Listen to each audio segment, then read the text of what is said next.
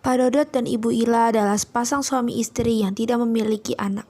Mereka memiliki kios kecil di Pasar Kramat Jati. Mereka menjual bawang-bawangan. Aduh bu, gak bisa bu kalau kayak gitu bu. Tapi boleh sih saya campur dulu deh, saya untuk membuktikan kalau emang bawangnya lagi gede-gede. Ntar ya bu. Berani bu. Pak, bener bagus nggak nih? Saya mau beli, takutnya kecil-kecil. Saya pilih ya Pak. Kalau kecil-kecil nanti saya rugi dong, udah bayar mahal-mahal kereta kecil-kecil. Aduh bu, gak bisa bu kalau kayak gitu bu. Tapi boleh sih saya campur dulu deh, saya untuk membuktikan kalau emang bawangnya lagi gede-gede. Ntar ya bu. Berani bu. Baik Pak, saya beli bawang merahnya 2 kilo aja ya Pak. Ya, baik bu, meluncur bu.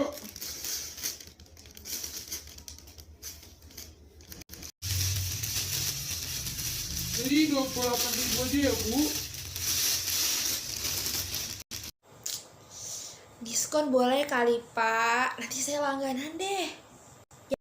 Aduh, ibu ini udah paling murah bu. Ibu boleh cek ke toko lain bu. Dan kualitas bagus. Yaudah nih Pak, makasih banyak ya Pak. Makasih bu. Pak Dodot bukan pedagang besar. Walau demikian, dia adalah pedagang yang jujur dan menyesuaikan harga. Ia selalu bersyukur dengan apa yang dia terima setiap harinya. Mas, tadi gimana di pasar? Laku nggak?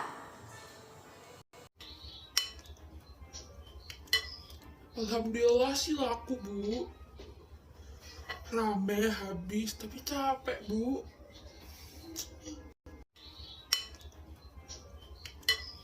Alhamdulillah sih laku bu. Rame habis, tapi capek bu. Makan yang banyak ya Mas, supaya sehat terus. Oke bu. Mereka pun tidur dengan lelap malam itu. Bukan hanya mereka, tapi kita semua. Esok paginya, tepat pada 2 Maret 2020, Presiden Jokowi mengumumkan bahwa 2 orang di Indonesia sudah positif COVID-19. Hal ini mengejutkan semua media dan masyarakat. Ya bu, bapak berangkat dulu ya bu. Mas, hati-hati di jalan. Jangan lupa, lagi COVID, jaga kesehatan. Bu, tak berangkat dulu ya bu. Nampaknya hari masih berjalan normal, namun rasa cemas menyelimuti perasaan seluruh masyarakat Indonesia. Semua masyarakat ketakutan dengan COVID-19, sehingga pasar sangat ramai dan sesak. Aduh, ibu-ibu, ngantri ibu-ibu. Sabar ibu-ibu.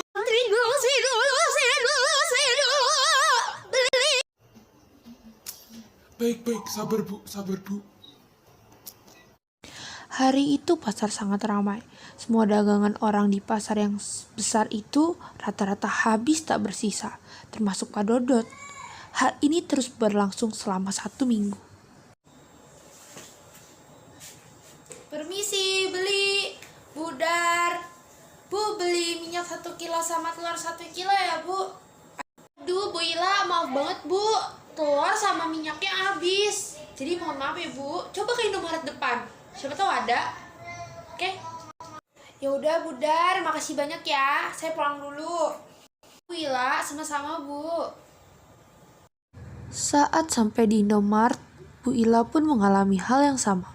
Semua bahan pun hampir habis, diborong oleh warga yang kewalahan dan panik dengan keadaan di mana COVID-19 sudah mulai bertebaran.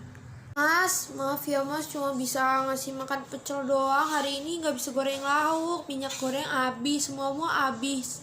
Bahan makanan semua habis. Aku sampai udah nyari ke warung Budar yang lengkap kayak gitu aja udah nggak ada. Gak apa-apa bu, ini aja udah enak, tenang bu. Tak mami ya. Mas, tapi kita harus tetap jualan loh ya. Kalau kita nggak jualan, kita mau makan dari mana? Kita kan menuhin kebutuhan kita dari jual-jual kayak gitu. Kita harus ke pasar tetap, Mas. Kalau nggak bisa, ya. Tapi Bu, itu bahaya banget loh Bu. Orang yang kena COVID itu masih berkeliaran. Kalau kita kena, kalau kita nularin, gimana? Aku takut nularin kamu. Bahaya Bu. Ibu juga takut, Mas. Tapi kalau kita kayak gini terus kita nggak bisa makan. Kita hidup cuma dari itu loh, Mas. Kalau mau gimana lagi? Kita nggak pernah nabung. Pikir.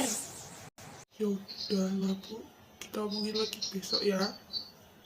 Istirahat dulu supaya aku nggak sakit. Besok supaya jernih pikirannya. Kita ngobrol lagi.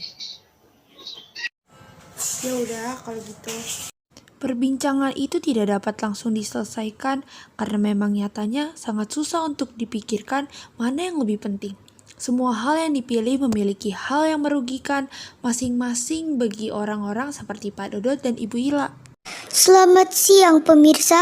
Breaking news hari ini adalah mengenai dimulainya PSBB di Jakarta yang akan dilaksanakan dengan tegas. Para petugas kepolisian akan turun ke jalan-jalan untuk menertibkan orang-orang yang masih berlalu lalang.